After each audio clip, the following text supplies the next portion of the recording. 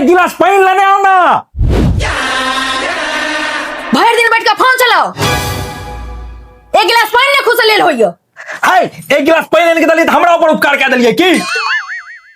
मतलब पति सेवा के लिए सीता मैया 14 वर्ष वनवास चल गेल की। अहाँ से एक गिलास पानी मंगलो तो नानी मरई। हाय मनसा, तोरा द्वारे तुम 14 मिनट के लिए वनवास नहीं जबू। 14 साल का बात करे छे। चुप, 14 मिनट के लिए वनवास नहीं जाए। जहिया से बियाह के लिए घरे का वनवास बना दिलिए। राक्षसनी नेता लो पानी ला। वनवास तो हम काटे छी, बियाह से पहले कहने रहिए महारानी बना के रखो, नौकरानी बना के रखने छी। बियाह से पहले अहों के माय बाप कहाँ खालक जे हमर बेटी खून पिए छे? बर्दाश्त कह रहल छी ना।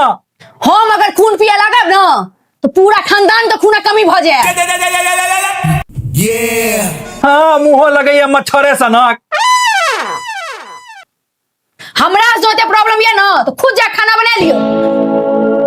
यही हमरा माफ कह दिया, हमरा से गलती भ गेल। आइ तक एगो भिंडी नहीं छिललो, हम केना खाना बनेबै? एके गो सब पर खाना बनाब, घर पूरा कपड़ा और बर्तन हाथ साफ करऽ पड़त। जते भी शादीशुदा मर्द छी अपन दुख कमेंट में लिखू भैया।